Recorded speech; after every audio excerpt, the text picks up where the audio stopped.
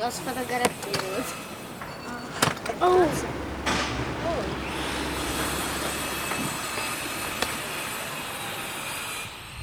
330 тисяч доларів за одну квартиру. Саме стільки збираються витратити українські чиновники на відновлення зруйнованого російськими ракетами житла. І це і не про оселю на Хрещатику, Конча-Заспу чи якийсь добротний, ба навіть елітний котедж у передмісті столиці. Я про квартиру у Запоріжжі, де на ринку таких цін немає, а от у кошторисах на відновлення від місцевих чиновників вони є. Десятки зруйнованих будинків, відповідно, десятки проєктів майбутньої відбудови. Тільки от халепа, який проєкт не візьми, то там або ціни завищені, або обрані підрядники просто пиляють бюджети. І все це зовсім поруч із трагедіями сотень сімей, які через російські ракети в одну мить втратили буквально все. Лише у Запоріжжі, лише в 2023 році на відбудову планують витратити 1 мільярд гривень. Але ми можемо вже стверджувати, що далеко не всі ці кошти підуть за призначенням.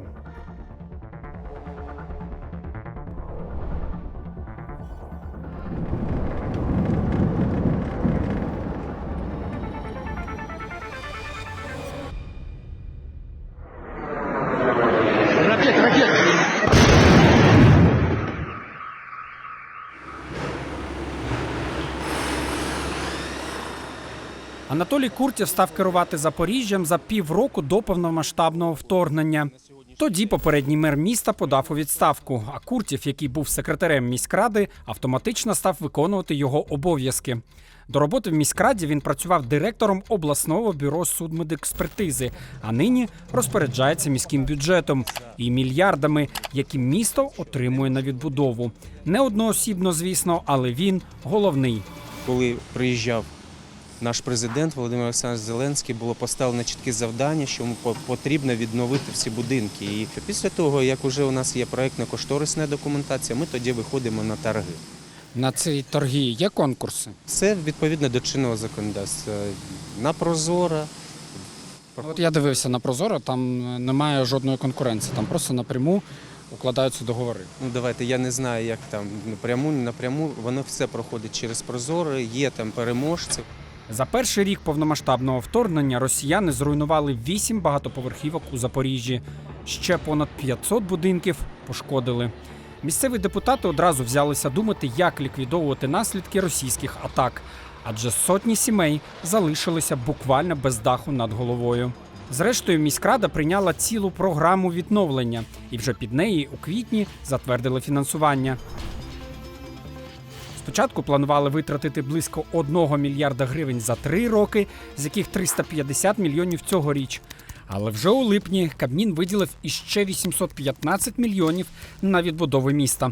Таким чином, бюджет відновлення Запоріжжя на 2023 рік перевищив 1 мільярд гривень. Саме час придивитися, а як міська влада витрачає ці кошти. Давай, значит, прибираться. Давай помогай мне, я тут камни таскаю. Сьогодні тут на руїнах вже граються діти. А торік кадри будинку по Застафонській 8 облетіли весь світ.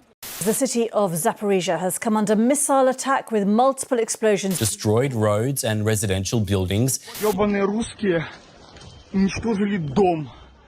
Перший вибух, другий вибух, чоловік почав кричати, що виходимо всі в коридор. І ми вийшли в коридор, сіли, я сіла на пол, сперлася на стінку, яка до дитячої кімнати, син сів напроти мене. Чоловік постояв з нами, сказав, я пішов в туалет. І він тільки зайшов, зачиняються двері і вибух миттєвий. І стіни всі, які всередині були, кухня, туалет і сам коридор, все склалося в туалет, там, де він був. Він, як нам потім сказали, була миттєва загибель. Зали немає, я там спала. І мене МЧСники вивели, я ще по квартирі бігала. Откуда я знала, що підо мною вже пропасть, я висіла. 9-й, 8-й висіли кілька минут. Я ще на балкон вибігла. І мене як вивели, тоді все впало. Як я осталась жива, я не знаю. Ракета влучила за кілька метрів від фундаменту біля 4-го під'їзду будинку Позистафонської, 8. В результаті 4-й під'їзд був повністю знищений, сусідній 3-й серйозно пошкоджений. Утім, відновлювати почали не 8-й будинок, а сусідній 10-й, який встояв. Якщо на мапі умовно позначити рівень руйнувань кольорами, то червоний – це епіцентр вибуху, помаранчевий – вцілілі квартири під'їздів поруч, жовтий – будинки поруч, в яких повилітали вікна, двері, посікло дахи. Зрозуміло, що руйнування будь-яких масштабів підпадають під відновлення. До мешканців 8-го будинку з умовної червоної зони ми повернемося дещо згодом. Поки важливо зрозуміти, як люди оговтувалися від горя і як їм допомагала в цьому міська влада. 6 місяців пройшло. Оце от тільки закінчили це ставити. А за під'їзди я почала питати, як це, давайте тоді, якщо ви нам не компенсуєте, багато вже хтось поставив, давайте тоді перекинемо ці гроші, поставимо в під'їзди. На що мені, звісно, відповіли: ні, точно так же за кришу. Як знесло, люди заплатили вже самі гроші, бо затоплювали, вони там кусочок якийсь зробили і все время, ми ж вам криші зробили. Ось так виглядала квартира пані Наталії після ракетного удару. Жодної допомоги на відновлення меблів, ремонт чи будь-яких компенсацій не отримала ані вона, ані декілька сотень її сусідів. А нам же не дають ні копійки. Ті, що зібрала на гроб, вікна поставила. Парадокс. Поки тут люди власними силами намагалися хоч якось привести оселі до житлового стану, чиновники замість адресної термінової допомоги кинулися готувати проекти відновлення найбільш постраждалих будинків 8-го та 10-го на десятки, а згодом і сотні мільйонів гривень. Мешканцям лише 2 із 5 будинків, які суттєво постраждали, виплачують по 10 тисяч гривень щомісячної допомоги. Її обіцяють виплачувати аж до відновлення житла. Далі ще один парадокс.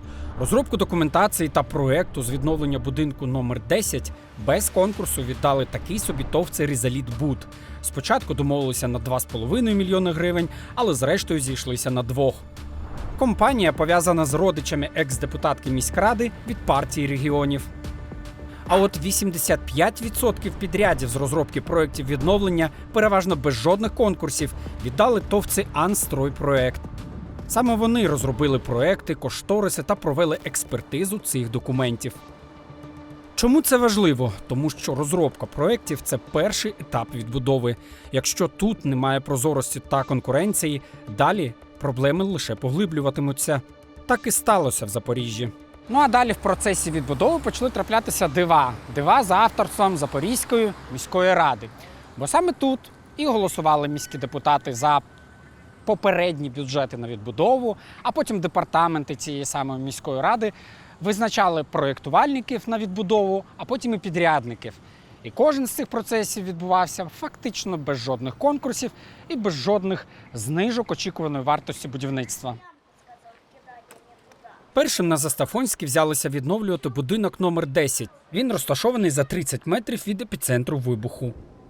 Тут вибило вікна, двері, розтрощило фактично все, крім зовнішніх стін. В останні дні травня міськрада оголосила тендер на його відновлення. Відновлювати взялася компанія СК «Стройінвест».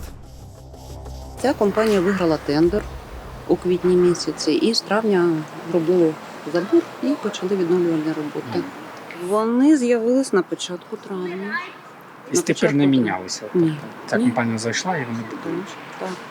Вони як почали, як проєкт був, все прораб у нас, так він є. Як цікаво. Договір із нібито переможцем нібито конкурсу підписали 9 червня, а будівельники зайшли на об'єкт іще на початку травня, тобто за місяць до підписання цього самого договору. На першу чергу виділили 30 мільйонів гривень, а вже у серпні на той самий будинок розіграли іще 23 мільйони. Ну як розіграли? Цього разу конкуренцію ніхто навіть не зображав. У Прозоро просто вивісили договор з тою самою СК «Стройінвест», яка і ремонтувала будинок задовго до проведення навіть конкурсу. Відсутність тендерних процедур, які з однієї сторони нівельовані війною, а з іншої сторони вони породжують великі корупційні ризики змови, що просто Чиновники будуть шукати тих підрядників, з якими легше працювати, але працювати не в тому плані, що вони будуть швидко, ефективно, з якісних будівельних матеріалів зводити житло, а в тому плані, що саме з ними ділити кошти. Людські домовленості, які виходять за межі офіційної комунікації між органом влади і бізнесом, да, що, грубо кажучи, просто, як кажуть, договорняк спрощений.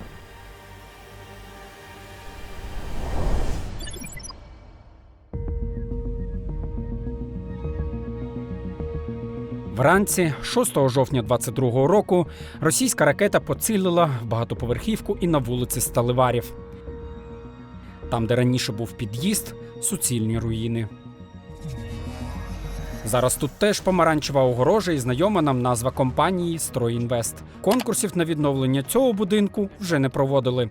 Просто уклали договір на 60 мільйонів гривень в ті самі дати, що і на відбудову багатоповерхівки на Застафонській. Я правильно розумію, що ви тут на об'єкті або прораб, або... Да. Ага. Можна ми з вами запишемо інтерв'ю, щоб ви розказали, коли почали відбудову? Ні, це точно ні. Хорошо, тоді хоча б коротко скажіть мені, коли почалися роботи тут? Нічого вам не кажу, А тому що чому? у нас з заказчиком є, общайтеся з заказчиком, з представителями, вони вам розкажуть. Відбудова 1 квадратного метру обійдеться місту в майже 90 тисяч гривень. Це відверто дорого не лише для Запоріжжя. Якщо навіть відмінусувати вартість відновлення фасаду, комунікацій та загалом відсотків 30 на все інше, вартість відремонтованого квадрату все одно перевищуватиме 60 тисяч гривень. Зараз в Києві десь 30 собівартість, але це такого більш якісного житла. Ну і 30 це вже ж теж заробляють, звичайно. Але 30 тисяч гривень за квадрат це разом з відновленням київські розцінки були. Ні, це не відновлення, це нове будівництво. Це десь нове будівництво такого комфорт-класу. Воно буде в будь-якому разі дорожче, ніж будівництво нового. Це саме через те, що це треба демонтаж і взагалі працювати з існуючим реконструкція, вона завжди дорожча.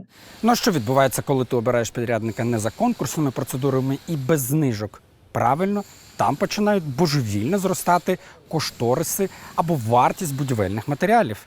Дуже яскраво це видно на прикладі ремонту оцього будинку за адресою Сталеварів, 16. Дивимося. Ґрунтовка СТ-17 на ринку стартує від 38-40 гривень за кілограм. Тут же її закупили за 85. Цинковий профнастил купили по 681 гривні, коли на профільних сайтах аналогічний можна знайти від 220 гривень за квадрат. Ціни на металочерепицю Монтерей на будівельних сайтах стартують від 230 гривень, а забудовник закупив 300 квадратів по 446 гривень за квадрат, переплативши лише на цьому 60,5 тисяч гривень. Ось за цю муфту переплатили у 2,5 рази більше за ринкові ціни – 273 гривні за штуку, замість доступних по 92. Лише на газобетонних блоках переплата склала 500 000 гривень. Аналогічні кошториси «Стройінвест» заклав і для ремонту будинку по Застафонській. Тож саме час придивитися уважніше до самого підрядника.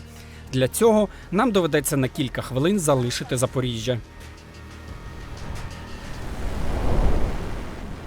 У мене за спиною виробнича, так би мовити, база цілої низки компаній, цілого грона, так звані з орбіти колишнього губернатора Дніпропетровщини Різниченка. Нема сенсу перелічувати їх всі, нас цікавить конкретно одна, а саме «Стройінвест». Компанія з дуже цікавою історією і куди більш цікавим сьогоденням. СК «Стройінвест» заснував у Дніпрі Юрій Кравченко у 2014 році. Утім, перемагати на тендерах компанія почала, відколи її очолив Денис Островський у 2016-му. З того часу компанія отримала майже 200 держзамовлень на більш ніж 8 мільярдів гривень. Переважна більшість реалізованих підрядів були від департаментів та комунальних підприємств Дніпровської міської ради та обласної адміністрації. Самого Островського місцеві журналісти прямо пов'язують із Геннадієм Корбаном. Кінцевий бенефіціарний власник Денис Михайлович Островський, його мати, директор або колишній директор деяких підприємств Геннадія Корбана, який є бізнес-партнером мера Дніпра Бориса Філатова. Була кампанія пов'язана з керівництвом міста Дніпра. От СК «Стройінвест» разом з кількома іншими ще фірмами, які ми асоціюємо саме з Дніпропетровською владою останніх років, а саме мерією Дніпра, де, ну, як відомо, королює офіційно Філатов, а царює неофіційно Корбан.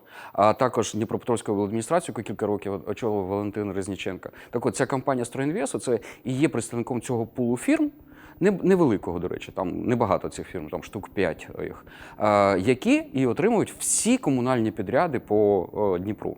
Для розуміння масштабів, лише один департамент ОДА віддав «Стройінвесту» будівельних підрядів на майже 5 мільярдів гривень. Попри золоті бюджетні гори, компанія відома у Дніпрі не стільки комунальними підрядами, скільки будівельними мегапроектами, більшість з яких мають доволі специфічну репутацію. Ось, наприклад, у довідці про аналогічний досвід робіт компанія вказала школу в Перещепино. Школу до 21-го року так і не завершили, як і інші найбільш відомі об'єкти «Стройінвесту», про які вони скромно змовчали в довідках про досвід роботи. Я хочу, щоб вони закінчили стадіон на лівому березі Дніпра. Вони з 2017 року його не можуть відкрити. Які ще підряди, які ще відбудови? 5-та дитяча лікарня в Дніпрі. Вони її зобов'язались здати у 2020 році. Зараз 2023. Лікарня не готова. Всередині лікарні пошарпані стіни. Яка відбудова житла? В документації на ремонт запорізького будинку на Сталеварів ми знайшли ще одну скандальну та цікаву зачіпку.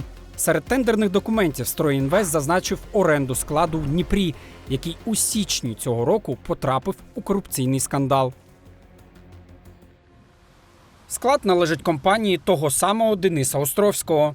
Навіть попри формальний вихід зі «Стройінвесту», він залишив свій інтерес до запорізької відбудови просто у документах. Цей самий склад взагалі об'єднує одразу кілька ниточок нашої історії, бо не тільки «Стройінвест» буде платити компанії Островського за оренду. За ці самі приміщення платили із бюджету Дніпропетровської ОДА. Коштувало це області 42,5 мільйони гривень на місяць. Ось за цей склад вам не привиділося. Показово, що та сама ОДА інший склад у Дніпрі на час дії воєнного стану брала в користування безкоштовно, а безліч складських приміщень у місті взагалі стоять порожніми. Що ми маємо в підсумку? Скандального забудовника, відсутність конкуренції, завищені ціни на будматеріали протягом років. І все це просто на руїнах квартир запоріжців та й всіх українців, які зрештою, як платники податків, за це і заплатять.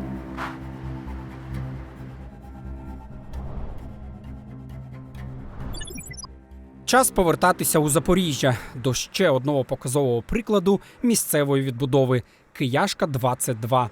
Ремонтує будинок не «Стройінвест», але історія тут не менш показова. Це, ребята, було 24 сентября, да, от, в 3:10 ночі. Це з п'ятниці на суботу було. Чуть не слышишь, що це шелест, летить шелест, а ми потім глянули, бачимо, такий шар летить на это самое. И вот это, я не знаю, это у меня по сей день в ушах стоит звук этот. Вот шар пролетел, и вот эта волна взрывная. Меня волной кинуло, честно говоря, по заднице. Лупануло, я, наверное, 2 метра летел в квартире. На меня с той стороны 2 комнаты вылетело там с потрохами. Просто вот это окна вылетели все. Вот. Двери поперебивало. Вже у жовтні розробку проєкту відновлення без конкурсу віддали тій самій товці «Анстройпроект». Насамперед нас зацікавила загальна вартість. Тут рахувати значно простіше, бо будинок невеликий за розмірами. А ви не пам'ятаєте, скільки коштували тут квартири до вторгнення, до агресії? Ну, плюс-мінус. Было тогда, ну, я вам скажу так, ну, где-то в пределах они где-то, наверное, 25-30 тысяч стоили долларов. А у будинку 18 квартир. Там квартир. А вартість ремонту цього будинку наразі 50 мільйонів гривень. Ну, получается, наверное, где-то це так, да. Одна квартира виходить за 75 тисяч доларів. Вот, считали, да. Так наші эти самые жильцы, соседи. А ви кажете, що вона до вторгнення коштувала 30? Ну, в пределах 30, да. Далі вдивляємося у вартість будматеріалів. Лише на 7 позиціях тут збираються переплатити майже 800 тисяч гривень. Звісно, відбудова завжди обходиться дорожче за нове будівництво. Але наскільки доречно витрачати стільки в масштабах Запоріжжя чи всієї країни, коли відновлювати доведеться десятки і сотні тисяч квадратних метрів зруйнованого житла? Ну, я так думаю, що $75 тисяч можна купити було б, мабуть. От, хорошу квартиру. І в Десь, центрі. І в центрі десь може, а може навіть і 2. Сама компанія-забудовник на Кияшка «Статус Будінженірінг» – просто показовий приклад єднання політичних опонентів на бюджетних підрядах. У компанії 2 власники – Каріна Дідух та Марія Головач. Одна в 2015 році балотувалася до міськради від «Європейської солідарності», а тато іншої – Сергій Дідух – на ті вибори йшов від ОПЗЖ. Щоправда, обидва ті вибори програли. До речі, Сергій Дідух особисто приходив на презентацію початку відновлення будинку як керівник компанії, хоча в реєстрах ніде по відношенню до компанії не засвідчений. Тут остаточно стає зрозумілим, що відсутність конкуренції при відборі спочатку проєктувальників, а потім і будівельників – не випадковість. Порахувати до гривні, скільки переплатять на кожній позиції, майже неможливо, бо цих позицій в кошторисах сотні. Для цього, зрештою, є правоохоронні органи, які отримують за це зарплату. А от запитати про відсутність конкурсів та космічні ціни за квадратний метр точно варто у ВО міського голови. Він не може про це не знати як керівник міста. Всі будинки, які постраждали від російської агресії, ми повинні всі відновити. Депутати прийняли місцеву програму щодо відновлення цих будинків, які постраждали внаслідок ракетних обстрілів. Після того, як вже у нас є проєктно-кошторисна документація, ми тоді виходимо на торги. На ці торги є конкурси? Все відповідно до чинного законодавства. На Прозоро. От я дивився на Прозоро, там немає жодної конкуренції, там просто напряму укладаються договори. Ну давайте, я не знаю, як там напряму, не напряму, воно все проходить через Прозоро, є там переможці, визначають переможця. Я ще раз говорю, що відповідно чинного законодавства. Тільки от чинне законодавство – це якраз про конкурси, а не їхню імітацію з використанням платформи Прозоро. Особливо, коли це стосується людських доль.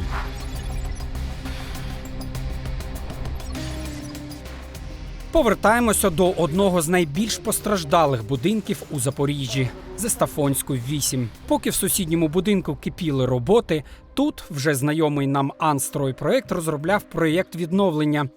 Зрештою, вартість відбудови оцінили у 274 мільйони гривень. Дуже хотіла б, щоб мені компенсували інше житло. Але наразі місцева влада каже тільки про те, що вони планують відбудувати, все можна відбудувати. Ну, я буду цю квартиру або здавати, або продавати. Жити тут я точно не буду. Ну, морально я не можу тут жити. Просто ні, я не можу. Я з дитиною приїхала сюди, вона постояла 5 хвилин і все, вона вже плаче. А поки чиновники ділять гроші на ймовірному відновленні, мешканці зруйнованого 4-го та значно пошкодженого 3-го під'їздів не готові чекати бозна скільки часу. Вони просять компенсувати їм вартість квартир, аби вже заїхати у нове житло. Проте чиновники Запорізької мерії на такий варіант не погодились. На компенсацію багато не заробиш. Я сюди не хочу. Я хочу швидше взяти гроші чи сертифікат і купити собі житло. Мені 75 років. Я дождуся через 5 років. У мене здоров'я немає, я без кінця в больниці. Я не хочу тут. На костях тут, знаєте, тут земля як пух, що дом тут стоять не буде. Те расчеты, которые я сделал вот по средней стоимости квадратного метра в Запорожье, если снести вот эти 2 подъезда, этот недоломанный и вот это с потресканными несущими конструкциями, их просто снять, оставить 2 подъезда, первый и второй. Это небольшие затраты их снести, а деньги для жильцов 2 подъездов, они составляют 95,4 миллиона. Купить всем квартир. 1,150 000 экономии можно получить аж нечего делать. Понимаете? Мешканці зруйнованих квартир ходили до міськради, писали листи, ставили під сумнів необхідність саме відновлювати зруйновані під'їзди замість видачі сертифікатів на купівлю іншого житла. Тим більше такий механізм існує, його давно затвердив Кабмін. Отака модель, коли кошти сплачуються за те житло, що хоче обрати собі людина, вони, в принципі, мінімізують корупцію в чому? В тому, що, власне, за ринковими цінами просто на ринку йдеться і купується це житло. Держава перераховує вже кошти власнику житла, яке його продає. І тут, в принципі, немає на чому їх вкрасти. Звісно, посадові особи виступають за те, щоб брати відповідальність за реконструкцію, будівництво на себе. Тобто контролювати кошти. У меня лопнувшая плита.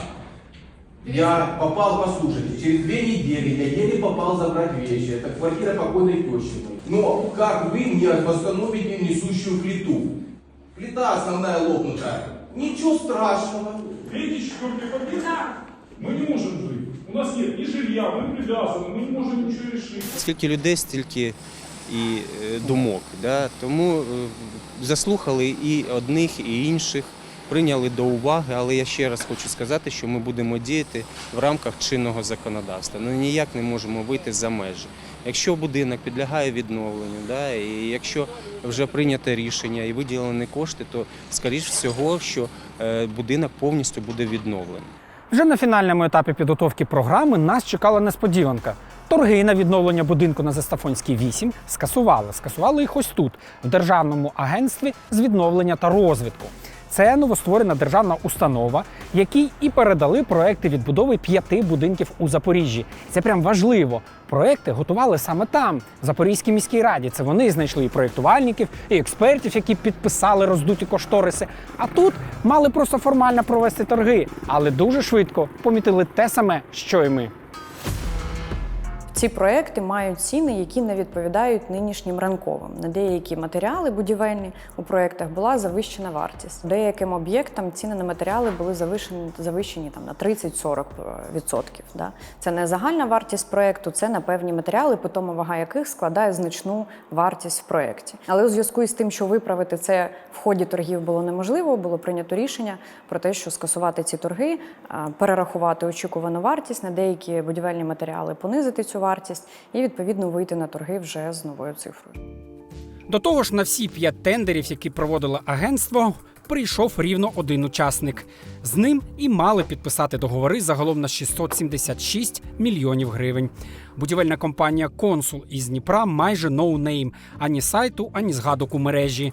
Єдиний помітний успіх у держзакупівлях, крім Запоріжжя – ремонт гуртожитку для переселенців у Дніпрі. Щоправда, і тут обійшлося без конкурсу. Мені здається, що це досить дивно у зв'язку із тим, що насправді ринок є і ринок має приймати участь у торгах. Нам потрібно реалізовувати ці проекти, ми не можемо їх тримати, нам потрібно відновити людям житло. В останній тиждень вересня агентство оголосило новий тендер на відновлення панельки на Застафонській 8. І що ви думали? Після перегляду цін вартість відбудови зменшилася майже на 100 мільйонів гривень. Ось вам просто 2 скріншоти з Прозоро для порівняння. Сумна новина полягає в тому, що на ці нові торги ніхто так і не прийшов, тож їх теж скасували. Отже, пройшов рік, ремонт не почався, навіть невідомо, коли почнеться, але що відомо точно, що все це сталося саме через жадібність чиновників.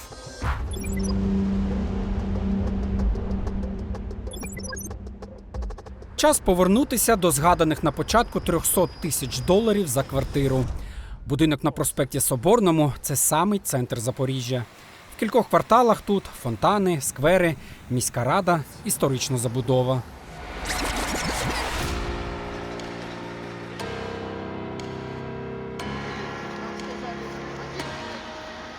Цей будинок взагалі є пам'яткою архітектури у нас, і його відновлювати було першочергово для нас. І ми всі це розуміли, але він дуже складний. Складний в плані відновлення і складний в тому, що він дуже великий. Ми виділили кошти на перший етап. От, наприклад, на цей будинок було виділено із міського бюджету 25 мільйонів бюджетних грошей і 50 мільйонів саме відповідального бізнесу. І 75 мільйонів були лише початком, бо далі апетити на відбудову лише зростали. Першими на це звернули увагу депутати Запорізької міської ради. А там зруйновано 24 квартири. 141 мільйон – це близько $4 мільйонів на 24 квартири. За $4 мільйони сьогодні на вторинному ринку Запоріжжя можна придбати більше, ніж 150 квартир. Але і 141 мільйон був лише попередньою цифрою. У проєкті відбудови міста, який нам вдалося отримати з міської ради, бачимо вже зовсім іншу цифру. На відновлення будинку на Соборному збиралися витратити 330 мільйонів гривень. Цю цифру нам підтвердив і ВО міського голови. Десь 300 мільйонів він буде приблизно коштувати. І оскільки обійдеться, грубо кажучи, реконструкція одної квартири? Ви не рахуйте за рахунок однієї квартири. Я ще раз вам говорю, що це повністю комплекс буде повного будинку. Я ще раз хочу зауважити і всім, хто там потякає з цього приводу, і ті, які є диванними критиками, а не фахівцями, що відновлення будинку взагалі більше кошти потребують, ніж новобудова. Звісно, дорожче. Коли в публічному просторі з'явився перший тендер на ремонт будинку, стало навіть зрозуміло чому. Адже єдиний учасник торгів, який зрештою і отримав підряд, заклав у кошторисах вартість цегли удвічі вище за ринкові ціни, бетону в 1,5, стічних труб навіть у 4 рази вище. Тут теж компанія No Name, яка навіть будівельну техніку закупила вже після оголошення тендеру. А за весь 22-й рік фірма заробила 0 гривень. От зрозуміти мою логіку про квартири мільйону дуже легко з баннера, на якому зображений весь будинок. Дивіться, наразі відсутня оця його частина між арками. Це і є ті самі 24 квартири, про які я і питав пана мера. Навіть якщо відняти вартість ремонту покрівлі всього будинку чи фасаду всього будинку, вартість відновлення цих робіт не припиняє бути космічною і дивовижною просто. Одна квартира обійдеться в 300 тисяч доларів. Якщо рахувати на квадратні метри, то сума взагалі астрономічна. І виходить, що квадратний метр буде коштувати там 5 чи 6 тисяч доларів. Показово, що завищення цін на відбудову – це навіть секрет Полішинеля. Про це нам прямо казали у самому Запоріжжі. Я тут арендую подвал, им много денег на 2. И они решили реконструировать весь дом. Ну, тут в районе, наверное, от 60, там, грубо говоря, до 80 до войны. Короче, не больше 100.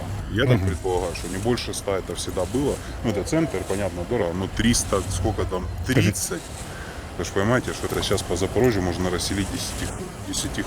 Ну, по 30-40 тысяч можно раздать людям квартиры с полным ремонтом. В підсумку важливо зауважити, що я не ставлю питання, чи потрібно відновлювати зруйноване росіянами майно. Особливо, якщо це житло, воно в центрі, воно має історичне значення і головне, в нього хочуть і готові повернутися люди.